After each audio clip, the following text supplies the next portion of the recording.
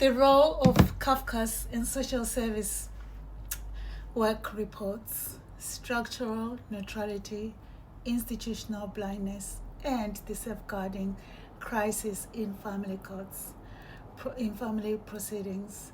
This is Silence Screams Loud Strength, Unmasking Justice masterclass.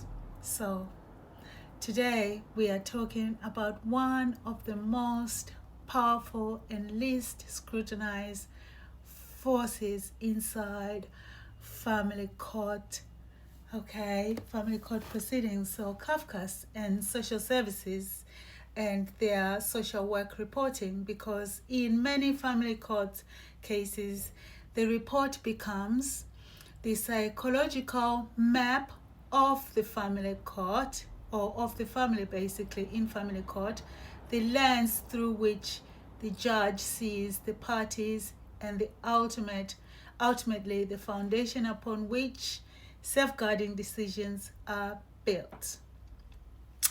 And that gives these reports enormous power. But the difficult question we need to confront today is this: what happens when institutional neutrality becomes structural, blind to coercive control? What happens when system trying to appear balanced, impartial, non-adversarial, and administratively fair becomes incapable of recognizing fear, trauma, participation impairment, coercive control, and procedural domination accurately during proceedings? Because many survivors are discovering something deeply disturbing, that systems can appear neutral while still producing profoundly unequal outcomes. So this masterclass is not about attacking individual CAFCASS officers or social workers. No, far from it. Many professionals are operating under impossible caseloads, severe time pressures, administrative overload, and emotional complex circumstances. They require time and precision, and they don't have the resources. This is about structural safeguarding limitations, and especially whether our current reporting structures are sufficiently equipped to identify coercive control inside adversarial proceedings before safeguarding itself becomes distorted. Because where systems misread trauma, they may also misread risk.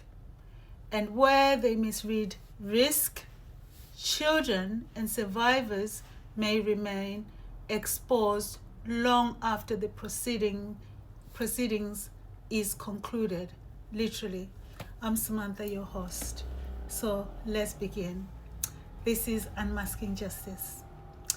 And make sure you're subscribing to YouTube so that you can keep yourself abreast with all the masterclasses. They are useful tools for us to grow and to share content freely.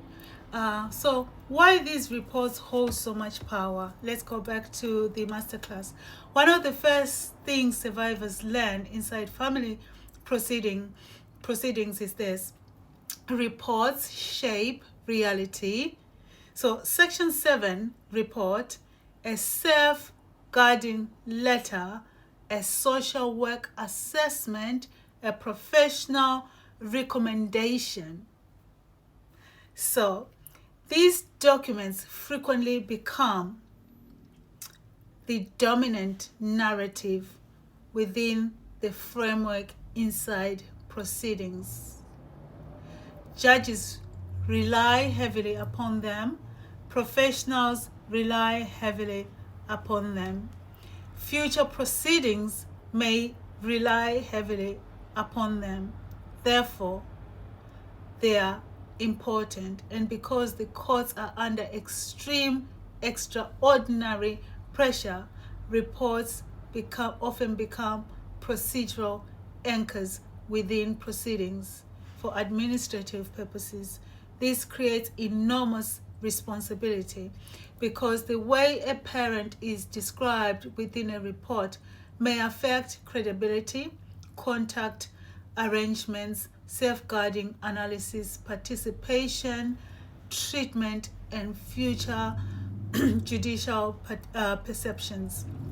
The problem is that coercive control is contextual, cumulative, relational, psychological, and often invisible to systems seeking simplified explanations. You cannot simply explain coercive control in a document without the context.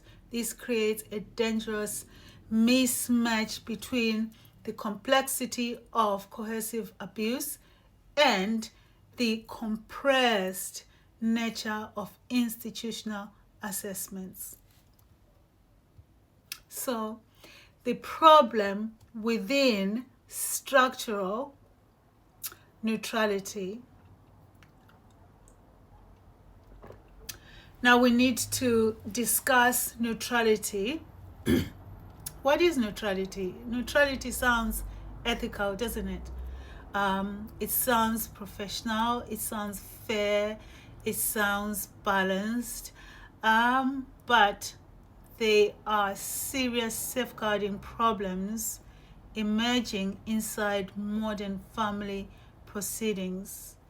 Therefore, structural neutrality is not always substantively neutral.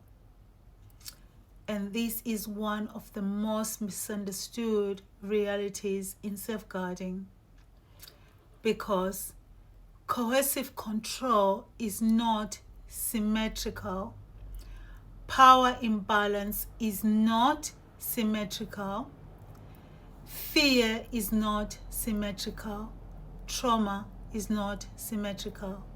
Yet systems often approach conflict through balance, neutrality, maturity, communication failure, or high conflict framing. So there's a disparity. This creates enormous safeguarding danger within family proceedings, because where abuse is reframed as mutual dysfunction that communicates a breakdown, it communicates that there is breakdown, shared conflict, or relational toxicity. Systems may unintentionally erase power. And once power disappears from analysis, coercive control itself becomes difficult to identify and identify accurately. This is why many survivors describe feeling flattened, reframed, misunderstood, or actually psychologically erased inside the proceedings, inside the system that's supposed to protect survivors. Not necessarily because professionals are malicious, but because institutional neutrality may unintentionally minimize coercive asymmetry. That distinction is critical. Okay, so the trauma presentation problem. Trauma presents itself differently in each person. Now, let's talk about the trauma presentation, because one of the biggest structural failures inside family proceedings is lack of understanding. So proceedings trauma rarely presents itself in a way systems expect it to. A traumatized person may appear anxious, fragmented, emotionally reactive, overwhelmed, inconsistent, fearful, hypervigilant, or procedurally distressed. But meanwhile, a coercively controlled individual may appear calm, articulate, measured, charming, composed, and highly strategic. And this creates a dangerous evidential trap, because adversarial systems often unconsciously associate emotional regulation with credibility and emotional dysregulation with instability. But trauma affects memory sequencing, concentration, it affects communication, and the nervous system regulation is short. So you can't appear composed. So this means for many survivors enter assessments already disadvantaged by the psychological sequencing of abuse itself. And where professionals lack sufficient trauma-informed frameworks, fear may become reframed as hostility, irrational, obstructive, or emotionally manipulative. This is where safeguarding begins to collapse. Collapse procedurally, collapse in the reporting, collapse in the hearing, collapse everywhere. So the high conflict trap. Now let us discuss one of those most dangerous phrases inside modern family proceedings. High conflict. What is high conflict? Because high conflict framing frequently creates false equivalence. It does form false equivalence. The implications become both parties are contributing, both parties are emotionally, both parties are escalating, both parties are out of control. But coercive control is not always neutral conflict. Sometimes one party is attempting survival, protection, stability, or safeguarding, while the other side is attempting to dominate the narrative, control, destabilization, or procedural exhaustion. And where systems flatten these distinctions, the abuse itself may disappear institutionally, which means the court doesn't see it and recognize it. This is why survivors often feel criminalized for reacting to abuse.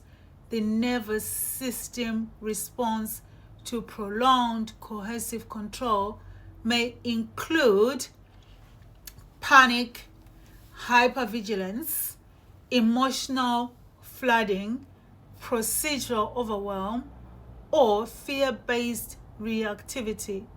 Yet systems frequently interpret reactions rather than context. They do not understand the psychology behind trauma that is profoundly failing safeguarding within family proceedings. Children and the contact and the pro-contact culture, actually, where children are weaponized within the system.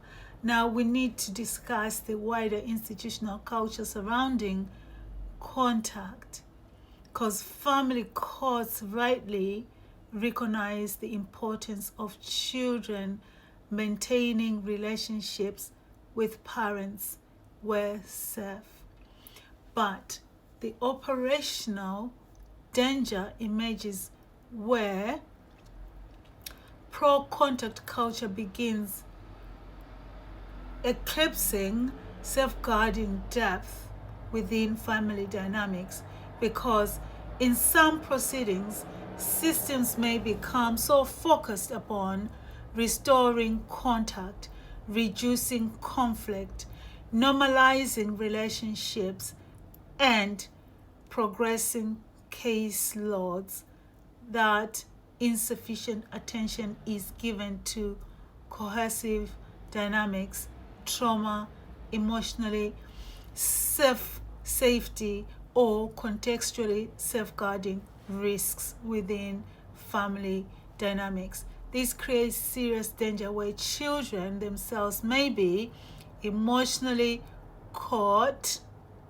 psychologically pressured, confused, fearful, or adapting behavioral for survival. Children living inside coercive systems often become emotionally hyper-attuned, conflict avoidant, loyalty split between parents, and psychologically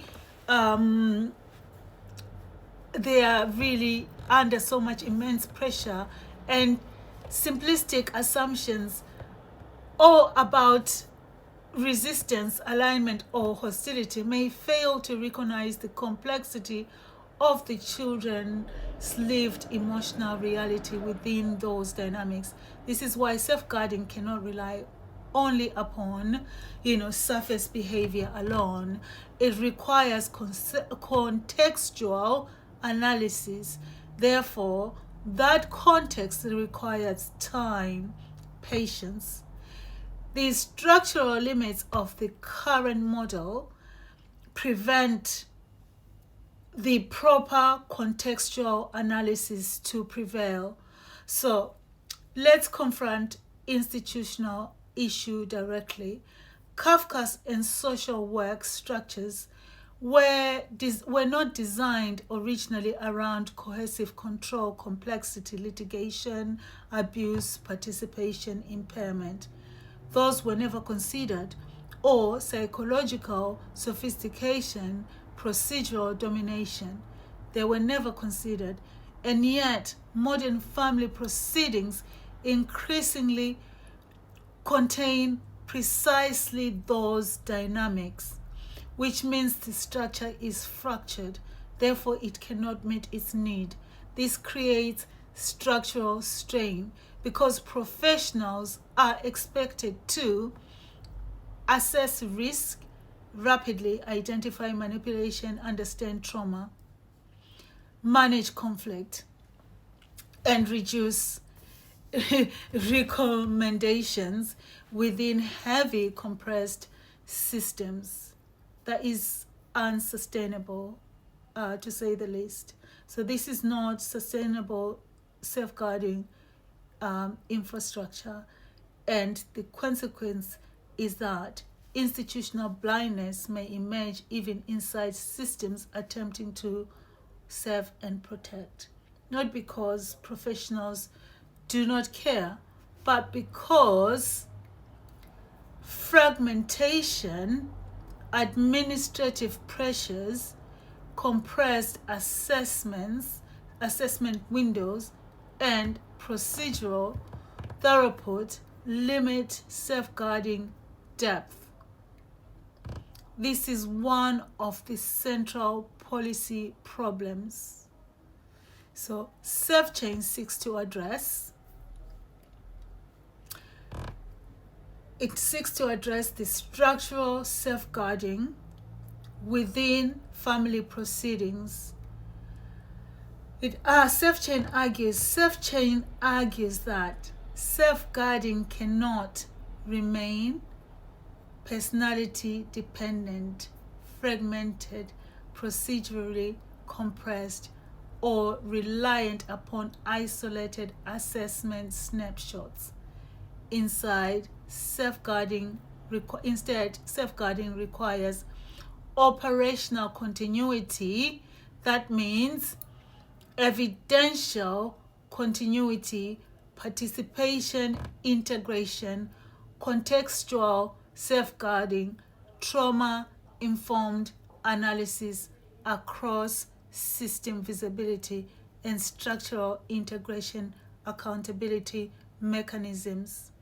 Because coercive control is not always identifiable through one single interview, one report, or one hearing. Coercive control is cumulative. It emerges through pattern, consistency, context, and longitudinal analysis. And unless systems evolve structurally, they risk continuing to flatten complexity, misread trauma, and reproduce safeguarding failures procedurally, which means the system currently is not fit for purpose. The issue is not whether CAFCASS or social workers matter. The issue is they matter. The issue is whether our current safeguarding structures are sufficiently equipped for the psychological and procedural realities of modern coercive control litigation. Because neutrality without context may become blindness, and safeguarding without contextual power analysis may become procedural theater. Children deserve more than administratively efficient systems. They deserve emotional, intelligent systems, context-aware systems, and safeguarding structures capable of recognizing coercive dynamics within families and before harm begins to institutionalize it. This is Silence Screams Loud Strength. Unmasking Justice, Masterclass 8, the role of CAFCASS in social work reports. Follow on YouTube. Please subscribe, because this is how we grow our channel. We have very valuable information, and honestly, you can listen to our podcast wherever you get your podcast from. It's Silence Screams Loud Strength. Don't forget to subscribe or watch on YouTube. Share with your friends and share with anyone that needs to hear it. We have the directive, which is more context, legally based, on our website. You can pre-order the Unmasking Justice book, which will be launched on the 30th of October. Until next time, thank you for watching. This is Unmasking Justice. The Masquerade Gala is coming on the 30th too.